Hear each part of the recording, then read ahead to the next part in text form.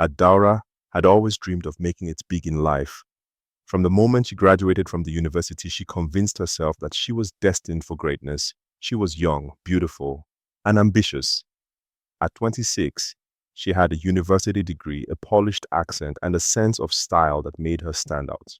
To her, the dusty roads and the small huts of her hometown were nothing but a memory she wished to erase. Her mother, Mama Nkechi, was a woman of strength. She had raised Adaora alone after her husband died, when Adaora was only 5. The woman had spent countless days bending over the fire, selling roasted plantains by the roadside just to make ends meet. She toiled, sacrificed, and gave all she had to make sure her only daughter got an education. But to Adaora, her mother was simply an uneducated, old-fashioned woman who refused to embrace modern life. One humid afternoon, Mama Nkechi was outside, pounding yam with sweat dripping down her forehead. The rhythmic sound of the pestle hitting the mortar filled the air. Smoke curled from the firewood as a pot of soup simmered, the rich aroma of spices and fresh vegetables filling the compound. A few feet away, Adaora sat on a wooden stool, her legs crossed, as she carefully painted her nails. She wore a stylish blouse and tight jeans, her phone lying beside her on the ground. Mama Nkechi glanced up, wiping sweat from her brow. Adaora, come and help me, she called, her voice filled with exhaustion. Adaora barely looked up, blowing on her nails. Mama, I just did my nails. Do you want me to ruin them? Besides, why are you still pounding yam by hand? Who even does that anymore? Mama Nkechi sighed. My daughter, it is not about the yam. It is about understanding hard work, learning to serve. One day, you will understand. Adaora rolled her eyes. Mama, all this hard work you talk about didn't take you anywhere. You are still here, pounding yam and cooking outside like it's 1950. Me? I am moving forward. Respect won't get me a job. Respect won't make me rich. Mama Nkechi looked at her daughter with a mixture of sadness and understanding. My child, the world is bigger than you think. Humility and respect open doors that intelligence and beauty alone cannot. Adaora laughed. Mama, I have my degree. I don't need all these your village lessons. Just watch. Very soon I will get a good job and I will never have to come back here again. Mama Nkechi sighed deeply, but she said nothing more. She had learned that time had a way of teaching lessons that words could not. Months later, Adaora received an invitation for an interview at a prestigious company in Lagos. It was the kind of opportunity she had always dreamed of. The pay was good, the benefits excellent, and the position, executive assistant, was a stepping stone to greater things. She walked into the office, her confidence radiating with every step. She had chosen the perfect outfit, a fitted blazer over a white blouse paired with sleek black trousers. Her makeup was subtle yet sophisticated, and her hair was styled in a sleek bun. She knew she looked the part. The receptionist led her into a large office where the interviewer sat behind a massive desk. The woman, in her mid-40s, had an air of authority about her. She was elegantly dressed, her expression unreadable. Good morning, ma'am, Adaora said with a polite smile, handing over her resume. The woman took the resume and scanned through it. She nodded occasionally, impressed by Adaora's credentials. You have a strong educational background, and your experience is commendable, she said. Adaora smiled. Thank you, ma'am. I have worked hard for this.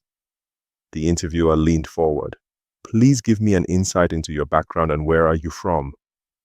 Adaora hesitated for a moment before answering. Oh well, I grew up in a small village, but I don't really associate with it anymore. I have been in Lagos for most of my life. The woman's expression changed slightly. Which village? Adaora shifted in her seat. Umonze in Oro State.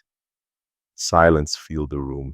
The interviewer's eyes widened as she slowly placed the resume down on the desk.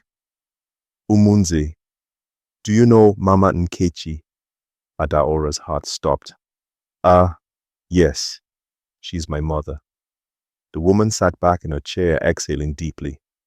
Mama Nkechi. That woman saved my life during my youth service year in your community. That's about 20 years ago.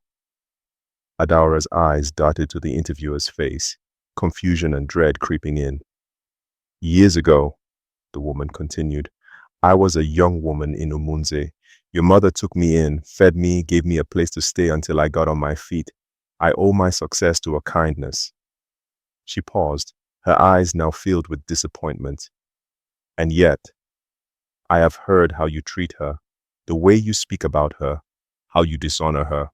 If this is how you treat your own mother, the woman who sacrificed everything for you, how can I trust you in my company?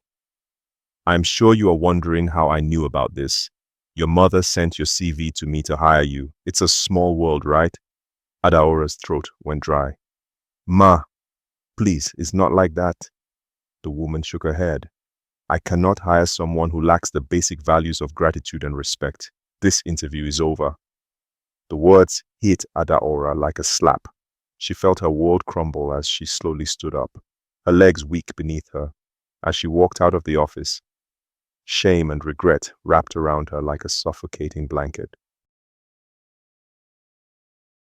She had lost the opportunity of a lifetime, not because she wasn't qualified, but because of the way she had treated the woman who gave her life. That evening, she boarded a bus back to her village. The journey felt longer than ever. Every bump in the road reminded her of her mistakes. When she arrived, the sun was setting, casting a warm orange glow over the familiar surroundings. The sight of her mother, so simple yet so full of love, brought fresh tears to her eyes. She dropped to her knees. Mama! Mama Nkechi looked up, startled. Adaora, what is wrong? Tears streamed down Adaora's face as she clasped her hands together. Mama, I am sorry. I have been blind. I have dishonored you. I thought I was better than you, but today, life has shown me my foolishness. Please, forgive me. Mama Nkechi looked at her daughter for a long time, then reached out and wiped her tears with her rough, calloused hands.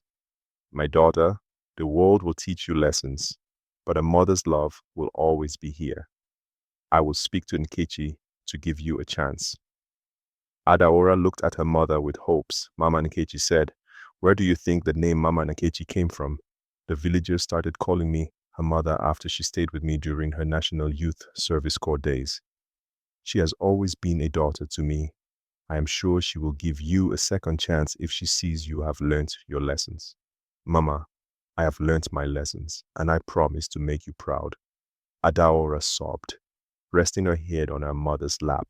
In that moment, she realized no amount of success, education, or money could replace the love and blessings of a mother. From that day forward, Adaora never took her mother for granted again, and slowly, with humility and gratitude, doors that were once closed began to open again. Dear friends, dishonoring those who raise us will always come at a price. Success is fleeting, but the love and respect we give to our parents will bless us for a lifetime. If this story touched your heart, don't just watch, reflect. Have you been taking your parents for granted? Don't wait for life to teach you the hard way. Honor your parents, respect their sacrifices. Like, comment, and share to remind someone of the power of gratitude. Subscribe for more powerful African stories that teach life-changing lessons.